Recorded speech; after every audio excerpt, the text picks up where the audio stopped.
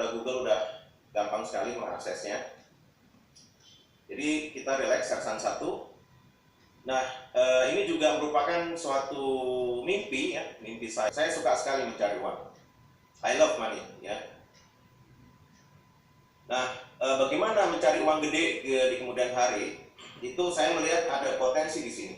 Saya lihat di sini tadi ada beberapa teman dari kalangan bisnis. Apakah listrik itu berasal dari elektromekanik yang kita ketahui luas sekali selama ini, plug-in generator?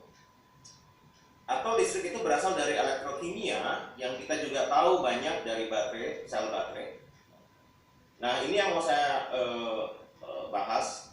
Saya juga yakin Bapak itu juga udah banyak yang tahu tentang fuel. Akui mempunyai efisiensi yang tinggi, ya, tinggi. Tapi ya kita masih masa transisi energi, jadi nggak usah khawatir terus tiba-tiba besok harus stop semua PLT batubara. Tidak juga. Sebenarnya listriknya di charge udah penuh, dipakai kosong ya harus di charge lagi. Itu baterai kelemahannya dan kelebihannya juga. Nah, fuel cell juga begitu, dia mengenerate all the time ya, 24 jam 7 hari seminggu selama ada fuelnya. Fuel cell is an electrochemical cell that converts the chemical energy from a fuel into electricity through an electroreactor. Dalam temperatur udara biasa cair, ya tentunya lebih mudah potongnya, logistiknya lebih mudah. Makanya sintesis bisa dari gas bumi juga sih, tetapi saya anggap oke lah. Gas bumi itu kan fosil, katanya mau menghindari fosil. Jadi saya menyebutnya gas sintesis, gas buatan. Gas buatan dari mana? Bisa dari sampah organik, sampah kota, sampah kayu, dari kotoran hewan dan lain sebagainya. Itu kalau dikelola bisa jadi gas sintesis. Sementara yang paling banyak resource-nya adalah low rank coal.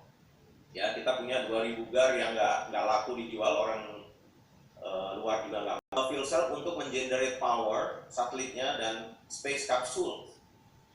Since then, fuel cells have been used in many other applications. Ya. Bahkan sekarang untuk primary and backup kendaraan hidrogen di Indonesia belum ada ya. Yang ada mobil listrik ya, nanti kita bahas. Including forklifts, automobiles, buses, boats, motorcycles, and submarines, and bahkan sekarang drone. Saya baca artikel ini tentunya hydrogen fuel cell car. Ini di Amerika sudah ada beberapa. Kalau kita search di Google langsung hydrogen pengisian itu dia udah beberapa, tapi nggak banyak. Maupun baterai cell itu DC dan solar cell juga DC ya. At the cathode, another catalyst causes hydrogen ions, electrons, and oxygen to react forming water. Jadi di katoda proton udah nyebrang, elektron udah jalan lewat kabel lampu misalkan, ketemu di proton. Nah, protonnya ketemu O2 kan gratis, bereaksi naik menjadi sampai 80%. Ini suatu hal yang tidak buruk ya, ini suatu hal yang sangat bagus. Hari ini bisa dapat alkalin, membran penukar proton, asam fosfat, karbonat lele, dan metanol langsung. Inilah yang saya rekomendasikan dalam kesempatan kali ini, yaitu direct methanol fuel cell DMFC. Dia ketemu anoda, masuk ke anoda ya.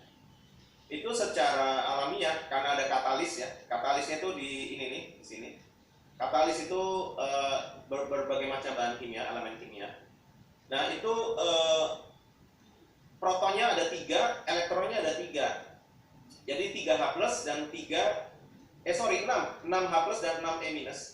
6H+ bisa nyebrang langsung ke katoda, tetapi E- secara alamiah dia nggak bisa nembus membrannya. Dia harus dialirkan melalui kabel yang diberi beban, maka elektron ini mengalir lah menjadi sebuah rangkaian listrik, baru dia bisa gabung ketemu protonnya di katoda. Siapa yang menentukan speednya segala macam itu tergantung dari jenis katalisnya, tergantung dari jenis supported on carbon nanotubes ya. Nah, ini ada jadi nanotube ada yang single wall, ada yang double wall. Ini teknologi nano, saya tidak akan masuk ke situ, tetapi kita lihat langsung ke bagian bawah bahwa DMFC single cell with PTRU/DWNTs 50 weight persen ya, 0,34 mg PTRU per cm persegi itu meningkatkan ya 68% enhancement of power density. Jadi di sinilah kunci ilmunya fuel cell. Ada power density tergantung dari jenis bahan katalis dan katalis. Ada banyak produknya, jenisnya, harganya sekian. Belum adanya produsen metanol di mulut ambang Lorenco, kita belum ada. Nah, di sini sekedar informasi, Bakri Power atau Bakri pusatnya holding, dia ada di berita tahun 2019 ya, Bapak ketik aja Google Bakri metanol gitu. Itu keluar 30 triliun loh, keluar angka 30 triliun. Terus lagi bangun. Cuma kok sejak pandemi saya monitor beritanya udah nggak ada lagi ya. Ini mohon maaf. Plus baterai. Ada yang jualan solar cell rooftop doang, ada yang dengan baterai, ada yang rental juga. Beda-beda ini proses bisnisnya. Motor bakar dan mobil listrik malah, yang murni listrik ya, tidak ada hidrogennya, tidak ada fuel cellnya, murni listrik, jadi full baterai. Fuel cell berjenis metanol langsung, direct metanol fuel cell yang tadi sudah dibahas ya. Ada ini di balik nih kayaknya orang Arab yang bikin ini. Jadi metanol dari kanan keluar little carbon dioxide ya, little loh Pak. Kemudian yang dari kiri oksigen, keluarnya water. Judulnya fuel cell sebagai dan potensinya sebagai pengganti genset rumah tangga di Indonesia. Bisa dimulai dengan pembuatan kilang metanol di mulut tambang Loreng Coal 2000-3000 gar. Kita punya banyak, ada di Sumatera bagian tengah, ada di Sumatera bagian selatan ya. Ada di Kalimantan Timur, banyak sekali 2000 gar. Miliaran ton stok kita. Sayang kalau cuma diem doang. Di ekspor pun juga nggak laku. Marilah kita bikin metanol. Terima kasih. Ini adalah slide terakhir. Atas perhatian Bapak Ibu dan pengertiannya tentang fuel cell, mudah-mudahan banyak yang tertarik. Fungsi saya di sini adalah mengajak Bapak Ibu kita semua sebagai money seeker. Kita cari duit lewat fuel cell dan metanol. Karena fuel cell punya potensi sebagai pengganti genset rumah tangga di Indonesia. Terima kasih sekali lagi, kembali ke panitia, MC silakan. Oke, terima kasih Pak Heri Prabowo atas paparannya tentang. Tadi aku dijelaskan bagaimana mendapatkan metanol, lalu tadi dikaitkan dengan penghapusan PLTU batubara diganti dengan apa tadi aku kurang jelas Pak. Kaitannya dengan dekarbonisasi, dikaitkan dengan metanol untuk fuel cell, lalu bisa dikaitkan dengan sampah dan sebagainya, dan menghapus PLTU batubara diganti dengan apa ya, sehingga tidak ada masalah karbon lagi. Itu yang metanol Pak, aku nanti mohon dijelaskan. Yang kedua Pak, ada 3 pertanyaan Pak. Yang kedua yang hidrogen ya aku udah ngerti lah, pakai elektrolisa hidrogen, terus dipakai hidrogennya tadi efisiensinya overall kira-kira 60%. Tapi kalau air hangatnya kan diperhitungkan bisa lebih tinggi. Cuma kalau hidrogen itu bagaimana keamanan instalasinya dari segi keselamatan kerja, karena hidrogen itu eksplosif Pak, itu hidrogen ya. Lalu yang terakhir yang amonia itu Pak, aku mohon dijelaskan lagi bagaimana prosesnya amonia tadi terus menghasilkan H2. H2 itu bagaimana Pak? Itu aja Pak, 3 itu yang saya mohon dijelaskan. Oke Pak, mungkin langsung bisa ditanggapi Pak. Baik, terima kasih. Sebenarnya saya mau buka slideshow lagi, tapi nggak apa-apa deh, saya langsung aja ngomong. Jadi begini Pak Jiteng, memang fuel cell ini butuh metanol, tetapi metanol sendiri dan amonia bisa langsung dibakar di ruang bakar boiler. Sehingga kalau perintah stop batu bara, sayang kalau bangunannya dibongkar, kita bakar aja amonia sama metanol atau metanol. Kenapa? Karena orang Jepang ini lagi balapan dengan siapapun ya. Dia mau jualan amonia Pak ke kita. Tapi memang tadi safety-nya ya amonia, makanya handlingnya lebih berat karena dia harus minus 33 derajat Celcius pada 1 bar, dan ya handlingnya susah dan termasuk safety-nya. Tapi kenapa kok orang Jepang, 2 perusahaan besar saya perhatikan ke amonia? Karena the highest hydrogen density Pak. Sehingga dengan jual volume sedikit aja, hidrogennya udah jual banyak ya.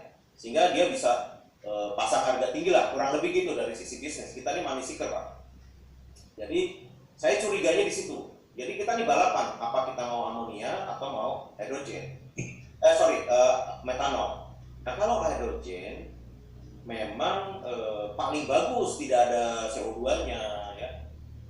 Zero emission lah hidrogen. Cuma gotongnya hidrogen itu susah. Kemarin kan kita diskusi Pak dengan salah satu kolega kita, gimana gotong berpuluhan kilo tabung hidrogen ke atas gunung hanya untuk diletakkan di BTS. Sampai akhirnya kapok mereka, gotong hidrogen digantilah ke model metanol kalau nggak salah. Jadi ya inilah. Tadi itu safety precautions-nya itu Pak, karena dia akan ekspor Pak. Ya betul. Ya ya memang betul. Safety is number one, saya setuju. Dan hidrogen juga sangat-sangat hazard tinggi untuk safety-nya, tetapi sudah menjadi barang komersial, ya. Dan bisa digotong ke atas gunung Pak. Ini sudah dilakukan oleh teman kita kemarin 10 tahun yang lalu untuk melistriki BTS di gunung-gunung pelanggan mereka Pak. Setuju Pak, hydrogen is explosive, more explosive than ammonia or methanol. Yes. Baik Pak, terima kasih. Suara terdengar Pak. Ya, sudah terdengar Pak. Terima kasih. Assalamualaikum warahmatullahi wabarakatuh. Terima kasih atas presentasinya. Saya ada pertanyaan yang pertama yang berkaitan dengan proses, mohon ini kayaknya proses kimia. Jadi yang terjadi itu prosesnya apakah gas hidrogen itu langsung diadu dengan oksigen gitu, kira-kira ditabrakan? Itu yang pertama. Apakah melalui pentahapan? Jadi seperti aki, kita bayangkan aki Pak. Aki itu kan PVC ya, plastik keras yang dibentuk kotak. Nah, ini semuanya terisi air Pak, polimer electrolyte membran. Tetapi di tengah ada dua katalis. Katalis itu apa sih? Katalis itu ya seperti batang gitu ya, tetapi dari bahan yang spesifik. Nah kebetulan dalam contoh ini adalah PT-Ario, platinum ruthenium, yang mahal harganya. Jadi kenapa PT Ario? Karena dia paling bagus menggerakkan gerakan metanolnya ini Pak. Jadi tadi Bapak tanya apakah ditekan atau bagaimana? Tidak, dia bergerak sendiri Pak. Kasih aja metanol, karena ada katalis, dua katalis, dia secara kimia bergerak sendiri Pak. Automatically. Karena pertemuan antara molekul-molekul tadi, PT-Ario dengan H3COH ditambah air yang ditambah oleh Pak Eri Prabowo. Memang yang nama Prabowo ini kelihatannya agak istimewa. Amin. Saya sepakat sekali memang fuel cell, baterai, dan solar cell akan menyelesaikan permasalahan energi dunia. Itu masa depan kita. Dan energi akan sangat murah di saat ini sudah terjadi. Teknologinya sudah siap, tapi masih mahal, itu aja.